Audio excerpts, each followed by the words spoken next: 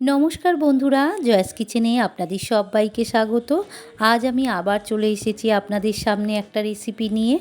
আজ আমি বানাবো বাঙালিদের খুব প্রিয় খাবার আলু পোস্ত। তো বন্ধুরা, আলু পোস্ত তো সবাই খেতে ভালোবাসে। তো ভিডিওটা প্রথম থেকে শেষ পর্যন্ত দেখার অনুরোধ রইল। আশা করি আপনাদের খুব ভালো লাগবে।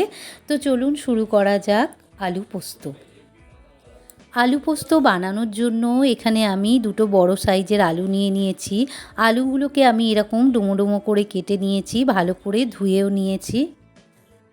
গ্যাসের উপর কড়া বসিয়ে দিলাম। প্রায় 2 চামচের মতো সাদা তেল আমি দিয়ে দিয়েছি। আপনারা সর্ষের তেলেও রান্নাটা করতে পারেন, তাতে আরও ভালো খেতে হবে। তেলটা বেশ ভালো করে গরম হয়ে এসেছে। এবারে আমি আলুগুলো দিয়ে দিলাম। আলুগুলো দিয়ে ভালো করে নাড়াচাড়া করে আলুগুলোকে আমি লাল লাল করে ভেজে নেব। তো বন্ধুরা, আমার চ্যানেলে যদি আপনারা নতুন হয়ে থাকেন, প্লিজ চ্যানেলটিকে সাবস্ক্রাইব করার অনুরোধ রইল। এবারে আমি একটা মিক্সিং জার নিয়ে নিয়েছি, তাতে 2 চামচ পোস্ত দিয়ে দিলাম আর দিয়ে দেব গোটা 6 কাঁচা লঙ্কা। এটাকে আমি পেস্ট করে নেব। আলুগুলো একটু লাল লাল করে ভাজাভাজি করা হয়ে গিয়েছে। এবারে আমি দিয়ে দেব অল্প একটু হলুদ। তো বন্ধুরা, আমি পোস্ত আজকে করব, বেশি মশলা দেব না, সামান্য একটু হলুদ দিয়ে দিলাম আর দিয়ে দেব সামান্য একটু গুঁড়ো লঙ্কা। কেননা আমি অলরেডি পোস্তর সঙ্গে 6টা কাঁচা লঙ্কা বেটে দিয়েছি।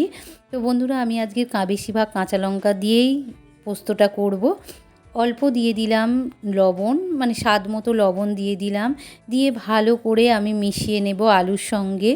তো বন্ধুরা, এই পোস্ত খেতে তো অসাধারণ লাগে, গরম গরম ভাতের সঙ্গেও খুব ভালো লাগে, আবার ডালের সঙ্গেও খুব ভালো লাগে, আবার রাত্রিবেলা রুটির সঙ্গেও আপনারা খেতে পারেন। অল্প একটু চিনি দিয়ে দিলাম। আপনারা চিনিটা নাও দিতে পারেন, অসুবিধে নেই, তাতেও খেতে ভালো লাগবে। তবে নিরামিষ তরকারি তো চিনি দিলে একটু ভালো লাগে। মশলার সঙ্গে আলুটা ভালো করে কষানো হয়ে গিয়েছে। এবার আমি একটু জল দিয়ে দিলাম, অল্প একটু জল দিয়ে দিলাম। দিয়ে ভালো করে নাড়াচাড়া করে আমি এটাকে 2 মিনিট ফুটিয়ে নেব। তার জন্য একটা চাপা দিয়ে দিলাম। 2 মিনিট পর ঢাকাটা আমি সরিয়ে নিলাম। দেখুন বন্ধুরা, রসটাও অনেকটা শুকিয়ে গিয়েছে আর আলুগুলোও সেদ্ধ হয়ে গিয়েছে।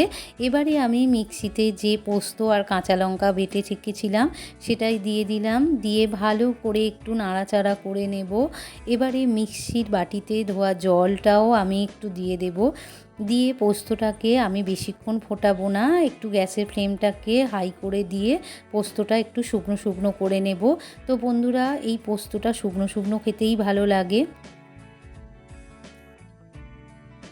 পোস্তটা বেশ শুকনো শুকনো হয়ে এসেছে। এবারে আমি পোস্তটাকে নামিয়ে নেব। তো বন্ধুরা, এই রকমভাবে আপনারা বাড়িতে একবার হলেও বানিয়ে খাবেন আলু পোস্ত।